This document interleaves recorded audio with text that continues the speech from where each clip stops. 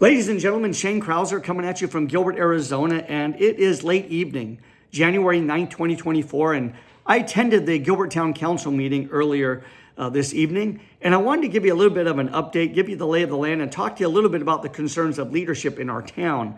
Much of the national spotlight is on Gilbert. Certainly people in Arizona are watching what's happening, and the people of Gilbert are rightfully in a bit of an uproar.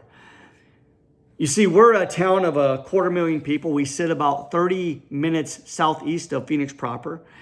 We're about 70 square miles, and we are deemed one of the safest communities in the country, and we take a lot of pride in that. 2 months ago, though, an individual by the name of Preston Lord was savagely beaten and ultimately killed in the neighboring city of Queen Creek, Arizona. As a result of that homicide investigation, it came to light that there has been a wave of teen violence in our community where some of these investigations were pushed under the rug. Now, to be fair, many of these investigations have been reopened, and the investigation is now proceeding in a way that it likely should have proceeded in the first place. But with that said, there's a concern about leadership here. In the midst of the anxiety, in the midst of the fear and the danger, our town leadership is remaining quiet. They refuse to hold a press conference, and they refuse to talk to the press. This is not what leadership does.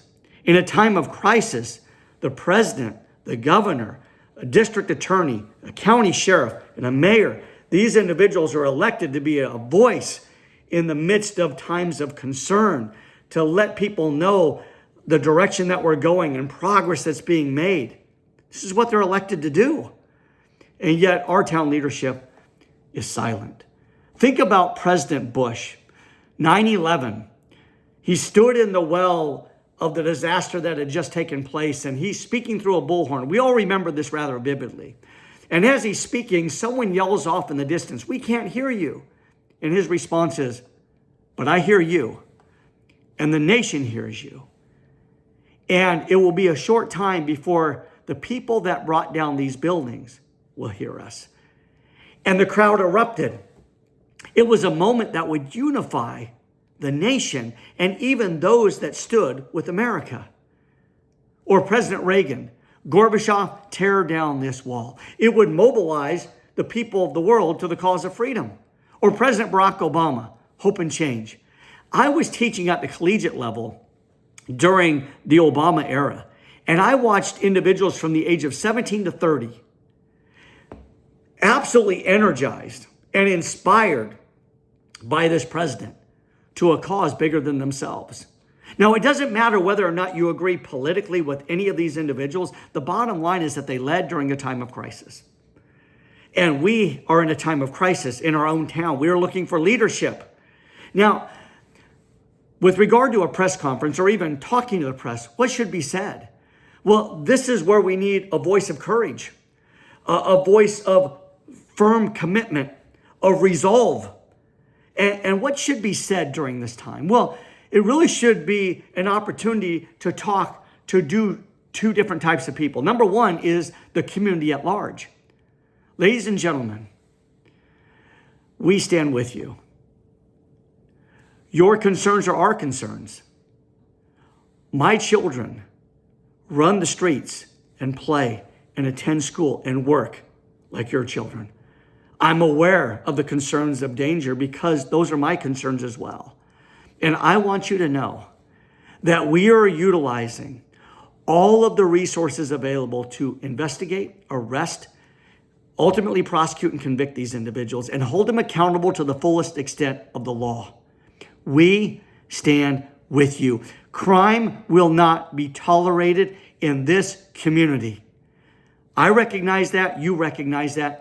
We will stand together as we move through this issue, and we will come out victorious. Our children will come out of this safer than they've ever been. I can assure you that we are working to make that a reality. Now, who else should the leadership of our community be speaking to? The criminals. Those would-be criminals that would come into our town and commit crime, I will tell you this, go elsewhere. Because should you commit a crime in our town, we are coming for you.